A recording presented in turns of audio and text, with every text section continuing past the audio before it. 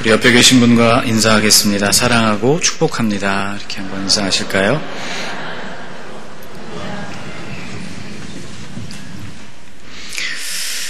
북아프리카 모로코에 위치하고 있는 페즈 메디나라는 도시가 있습니다. 세계문화유산으로도 지정되어 있는 이 도시는 모로코에서 세 번째로 큰 도시이고 한때 모로코 왕국의 수도이기도 했던 곳입니다. 세계 최고의 가죽 공방, 염색지 슈아라 탄네리라는 곳이 바로 이 도시 안에 위치하고 있습니다. 전통 방식으로 가죽을 손질하고 염색하는 것으로 아주 유명한데요. 아마 사진으로 한 번쯤 보신 일이 있을 것입니다. 팔레트에 짜놓은 물감처럼 아주 다양한 색깔의 염색 웅덩이들이 아주 꽉 들어차 있는 그런 모습입니다. 사진가들이 한 번쯤 가보고 싶어하는 곳이기도 하죠. 이 페즈 메디나가 또 하나 유명한 것은 좁게 형성되어 있는 미로 같은 길입니다. 1200년 세월 동안 9천여 개나 되는 길이 만나서 이루어진 아주 미로와 같은 그런 길이죠. 사람들이 흔히 이곳을 길을 잃기 위해서 간다 그렇게 말할 정도로 걷고 사람들을 만나고 한 골목 한 골목을 돌면서 마주치는 새로운 풍경들을 감상하기가 좋은 곳이라고 합니다. 그리고 실제로 안내자 없이 길을 가다가는 금방 길에서 길을 잃게 되는 경우가 십상이라고 합니다. 성경 속에도 길을 잃은 사람들의 이야기, 길 위에서 길을 잃은 사람들의 이야기, 집안에서 길을 잃은 그런 사람들의 이야기가 많이 등장합니다. 오늘 본문 누가복음 15장은 전부 잃어버린 것들에 대한 비유입니다. 1절에서부터 7절까지는 잃은 양을 찾는 이야기, 8절에서부터 10절은 잃은 동전인 드라크마 하나를 찾는 이야기, 11절에서부터 32절은 우리가 잘 아는 잃어버린 아들, 집 나간 둘째 아들이 집으로 다시 돌아와 그를 찾게 되는 이야기입니다. 이 세 가지 이야기의 공통점은 잃어버린 것을 찾았다는 점, 두 번째는 벗과 이웃을 불러서 그 되찾은 기쁨을 나누었다는 것이죠. 이 이야기들은 잃어버린 영혼들이 주님께로 다시 돌아오게 될 때 주님께서 얼마나 기뻐하실까에 대한 말씀입니다. 예수님이 말씀을 전하시는 자리에 세리와 죄인들이 나오게 되었습니다. 오늘 본문 첫 번째 이야기인데요. 사실은 15장 전체를 다 읽으면 좋겠지만 시간 관계상 첫 번째 단락만 함께 읽었습니다. 언제나 그랬듯이 세리와 죄인들이 주님의 말씀을 듣기 위하여 나오고 그리고 주님이 그들과 함께 어울리시는 모습을 보면서 바리새인들과 서기관들은 즉각적으로 이 모습을 비판하고 나섰습니다. 오늘 본문 2절 말씀이 바로 그것이죠. 여러분 성경으로 2절 말씀을 한번 같이 읽어보겠습니다. 바리새인과 서기관들이 수군거려 이르되 이 사람이 죄인을 영접하고 음식을 같이 먹는다 하더라. 예수님이 죄인들과 어울리시는 일, 그들을 영접해 주신 일, 음식을 같이 먹고 그들과 교제하는 일이 바리새인들과 서기관들의 마음에는 아주 불편한 일이었다는 뜻인데 주님이 그들이 이렇게 수군거리는 것을 아시고 그들을 위하여 특별히 준비된 세 가지 비유를 말씀해 주십니다. 연달아서 세 가지 비유를 말씀해 주셨는데 그 중에 첫 번째가 오늘 본문입니다. 이런 이야기이죠. 양이 100마리가 있는 사람이 있는데 이 목자가 잃어버린 한 마리, 세어보니까 99마리 양입니다. 그래서 한 마리를 잃어버린 것을 알고 그 잃어버린 양을 찾기 위해서 99마리를 그 양을 들에 놔둔 채 길을 떠나게 되고 결국 잃어버린 한 마리를 찾아와서는 즐거운 마음으로 벗과 이웃들을 초청하여서 함께 즐거워했다는 이야기입니다. 이 예수님의 말씀을 더 잘 이해하기 위해서는 우리가 15장 전체 곧 그 숲을 보아야만 합니다. 이 비유들 세 가지 이야기가 하나의 세트를 이루고 있기 때문입니다. 잃어버린 것은 다음과 같습니다. 첫 번째 이야기에서는 양을 잃어버렸고 두 번째 비유에서는 동전을 잃어버렸고 세 번째 이야기에서는 아들을 잃어버렸습니다. 이야기가 진행되면 진행될수록 모든 면에서 말하고자 하는 바가 아주 확실해지고 또 더 진지해지고 심각해진다는 것을 알게 됩니다. 자, 여러분, 양은 들에서 잃어버리게 되었죠. 오늘 본문 4절을 보면 너희 중에 어떤 사람이 양 100마리가 있는데 그 중에 하나를 잃으면 99마리를 들에 두고 그 잃은 것을 찾아내기까지 찾아다니지 아니하겠느냐라고 말씀하십니다. 그러니까 지금 목자가 있는 곳은 들입니다. 들이라는 곳은 사방으로 뚫려 있는 공간을 말하죠. 그런 공간에서는 무엇이든지 잃어버리기가 아주 쉽습니다. 목자가 잠시 한눈을 팔거나 혹은 목자의 뒤를 따르는 양들이 한눈을 팔게 되면 쉽게 길을 잃는 곳이 빈들, 광야입니다. 그런데 두 번째 이야기로 들어가 보면 잃어버린 그 배경, 동전을 잃어버린 여인에 대한 이야기가 나오는데 이 잃어버린 동전은 놀랍게도 광야와 같이 넓은 곳, 무엇이든지 잃어버리기가 쉬운 곳, 그런 곳에서 잃어버린 것이 아니라 집에서 잃어버린 것이라고 말씀을 하고 있습니다. 15장 8절 말씀을 보면 이렇게 기록하고 있죠. 어떤 여자가 10드라크마가 있는데 하나를 잃으면 등불을 켜고 집을 쓸며 찾아내기까지 부지런히 찾지 아니하겠느냐. 들이야 잃어버리기가 쉬운 장소라고 쳐도 집이라는 곳은 들보다야 잃어버리기가 훨씬 어려운 장소입니다. 그런데 그런 장소에서 여인이 동전을 잃어버렸다는 것이죠. 세 번째 비유로 가면 이것이 훨씬 더 심각해집니다. 양이나 동전 정도가 아니라 사람을 잃어버렸기 때문이죠. 양이나 동전을 잃는 것은 본인의 의지가 개입되기가 굉장히 어려운 일입니다. 양을 잃어버리는 일, 양을 언제 잃을지 알 수도 없고 양을 잃기도 원하지 않거니와 목자의 의지와 상관없이 양을 잃어버리게 되는 것이죠. 동전의 경우도 마찬가지입니다. 주머니 안에 잘 넣었다고 생각되는 그것이 주인의 의지와 상관없이 잃어버려지게 되고 그것을 찾기가 어렵게 되는 경우이죠. 그러나 이 세 번째 비유를 보면 집을 나간 그 아들은 아버지가 아들이 그렇게 집을 나가는 것을 절대로 원하지 않았을 것이다 하는 것을 생각해 볼 수 있습니다. 비유 안에는 직접적으로 언급되고 있지 않지만 아마도 이 아버지는 집을 나가려고 하는 둘째 아들을 뜯어 말렸을 것이 분명합니다. 아버지가 죽지도 않았는데 자기에게 돌아올 재산을 요구하는 이 당돌한 아들, 그리고 그 돈으로 무엇을 할지에 대한 계획도 없이 그 집을 떠나려고 하는 아들에게 덥석 재산을 물려줄 아버지는, 온전한 정신을 가진 아버지라면 그런 아버지는 이 세상에 없을 것이기 때문이죠. 아마도 이 아들이 집을 나가려고 하는 것을 말리려고 했을 것이 분명한데 그럼에도 불구하고, 그런 아버지의 의지에도 불구하고 아들은 집을 나가게 되었고 결국 그를 잃어버린 바가 되었다는 것입니다. 점점점 이야기가 심각해지고 있는 것이죠. 더 놀라운 사실은 이 세 번째 비유에는 놀라운 반전이 숨어 있다는 점입니다. 집을 나간 둘째 아들이 이 아버지가 잃어버린 전부가 아니기 때문이죠. 그러면 아버지는 무엇을 또 잃어버렸을까? 집에 있었던 첫째 아들, 잃어버린 아들이 둘째뿐만이 아니라 집안에 여전히 있었던 첫째 아들도 잃어버린 아들이었다는 점을 우리는 이 비유를 통해서 숨은 결론으로 도출해낼 수 있습니다.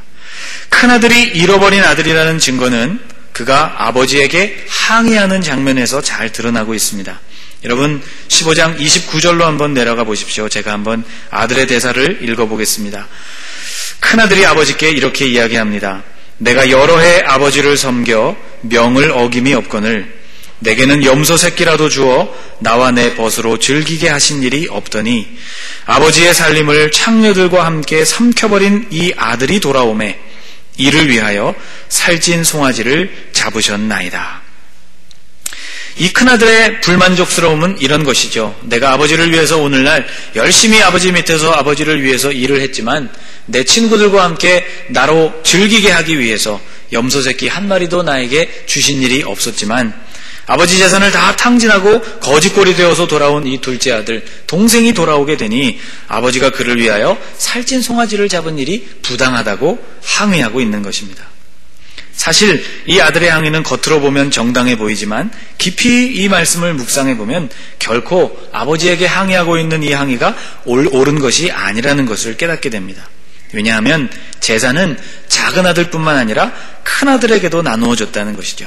전에 우리가 이 비유를 주일에 한번 함께 묵상했던 적이 있죠. 이 세 번째 비유 제일 윗부분으로 올라가 보면 둘째 아들의 요구를 들은 아버지가 그 아들들에게 각각 재산을 상속했다고 그렇게 기록되어 있습니다. 그러니까 첫째 아들, 큰아들은 동생 덕에 자기도 미리 유산을 물려받게 된 것이죠. 또 당시의 전통대로라면 장자가 받는 유산은 둘째 아들 차자와는 비교할 수 없을 만큼 많은 재산을 물려받게 되어 있었던 것이 당시의 법이었습니다.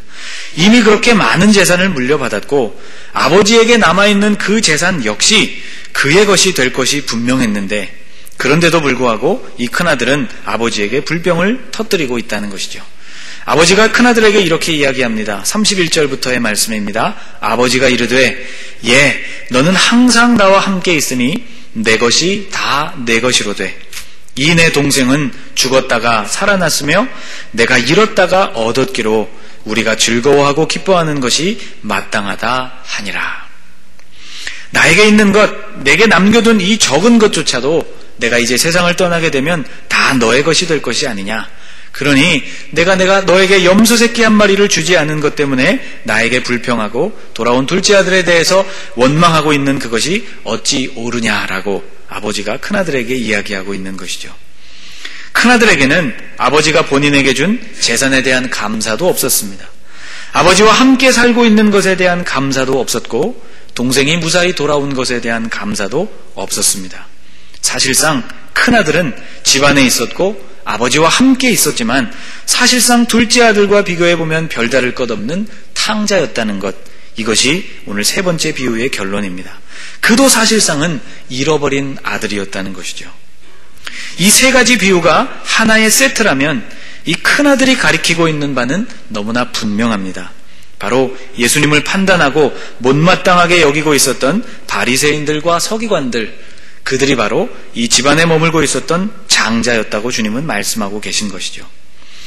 바리새인과 서기관들은 세리와 죄인들을 가깝게 하시는 예수님을 이해하지 못했습니다. 그렇게 하시는 예수님이 못마땅했습니다. 그들은 정확히 누구와 일치하고 있는가 하면 동생을 맞아들이고 그를 위해서 잔치를 베푸는 아버지를 못마땅하게 생각했던 첫째 아들과 정확하게 일치하고 있다는 것이죠. 그러므로 주님이 이 말씀을 하신 의도는 주님과 함께 식사를 하고 있는 이 세리와 죄인들뿐만 아니라 하나님 안에 있다고 스스로 생각하고 있었던 바리새인들과 서기관들 역시 잃어버린 사람들이라는 것을 말씀하기 위함이었던 것이죠. 여러분, 바리새인과 서기관들이 누구입니까? 이들은 하나님의 말씀을 다루는 사람들입니다. 율법을 필사하는 사람들이요, 그 기록된 말씀을 해석할 권한을 가진 사람들이었습니다. 당대의 사람들로부터 가장 종교적인 사람들이라고 평가되는 사람들이 바로 이 서기관들과 바리새인들이었습니다. 하나님과 가장 가까운 사람들이라고 스스로 생각하는 그런 사람들. 그러나 실상은 그들 역시 하나님 편에서 보면 잃어버린 사람들이었다는 것이죠. 이 세 번째 비유에서 집안에만 있었고 아버지와 함께 있었지만 잃어버린 아들이 바로 그 첫째 아들이었던 것처럼요. 오늘 말씀의 제목을 그래서 집에서 길을 잃다라고 정했습니다. 2000년 전 바리새인들과 서기관들에게 해주고 계신 말씀이지만 여러분, 이 말씀은 예수 믿은 지가 꽤 오래된 우리에게도 주님이 동일하게 들려주시는 말씀입니다. 오늘 우리는 하나님의 집에 모였습니다. 오늘 함께 모인 여러분들은 적어도 일주일에 한 번 이상 이곳에 모여서 우리 삶을 돌아보고 다시 하나님 앞에 우리의 모습을 거룩하게 세워가는 그런 영적인 노력을 기울이시는 분들이라고 생각을 합니다. 또 성령님이 우리 안에 계십니다. 그래서 성경은 성령을 모시고 있는 우리 한 사람 한 사람이 성전이라고까지 말하고 있습니다. 교회를 중심으로 살아가고 있는 우리 자체가 성전인 그런 사람들. 여러분, 그런데 우리도 혹시 오늘 본문에 등장하고 있는 바리새인들과 서기관들과 같이 하나님 안에 있다고 스스로 생각하지만 혹시 그 안에서 길을 잃은 사람들은 아닙니까? 여러분, 우리가 선택해야 할 길은 하나입니다. 주님께로 다시 돌아가는 것이죠. 둘째 아들이 다시 집으로 돌아간 것처럼, 그리고 아버지가 원하는 것처럼 집을 나가지는 않았지만 집안에 여전히 있었지만 그 큰아들이 아버지에게로 마음을 돌이켜주기를 원했던 것처럼 오늘 우리가 어디에 있든지 어떤 모습으로 하나님 앞에 있든지 주님이 원하시는 것은 우리가 주님께로 우리의 삶을 다시 돌이키는 일입니다. 여러분, 사순절을 보내고 있습니다. 이 한 주간도 여러분 방황을 멈추시고 하나님 앞으로 다시 돌아오게 되시기를 축복합니다. 주님은 참 좋으신 분이십니다. 오늘 세 번째 비유를 읽지는 않았지만 이 아버지가 아들이 먼 곳에서 등장한 것을 알아봅니다. 이 아버지의 마음에 이제나 저제나 돌아올 아들을 기다리고 그것을 주목했다는 것을 알려주는 말씀이죠. 하나님은 우리가 있는 그곳을 늘 주목해 보시면서 우리를 기다리시는 분이십니다. 그리고 그에게로 돌아올 때 아들이 아버지에게 아직 회개하고 내가 아버지의 아들이 아니라 이제는 품꾼으로 저를 보아주십시오. 그렇게 아버지께 사죄하기도 전에 아들이 돌아온 것을 보고 이미 그를 품에 안고 그의 목을 안고 입을 맞추고 그를 다시 아들로 영접했던 이 아버지의 모습, 바로 우리가 섬기고 있는 하나님 아버지의 모습인 것이죠. 여러분, 우리가 집을 나간 둘째 아들의 모습입니까? 아니면 아버지와 함께 지내고 있다고 생각하고 있지만 실제로는 아버지를 마음으로는 멀리 떠나 있는 첫째 아들과 같은 사람들입니까? 여러분, 오늘 이 한 주간도 방황하지 마시고 주님께로 온전히 돌이키시는 저와 여러분이 되시기를 주님의 이름으로 축복합니다. 기도하겠습니다. 하나님, 세리와 죄인들을 정죄하고 판단하면서 예수님이 그들과 함께 하시는 것을 못마땅하게 생각했던 이 바리새인과 서기관들의 모습이 오늘 우리의 모습일 수도 있다는 것을 깨닫게 해주시니 감사합니다. 집에서 아버지와 함께 있었지만 마음은 그 집과 아버지를 멀리 떠나 있었던 큰아들의 마음처럼 우리가 주님의 집을 중심으로 하나님을 중심으로 살고 있는 것 같아도 우리의 마음이 주님과 영 멀리 떨어질 수 있음을 깨닫게 하시니 감사합니다.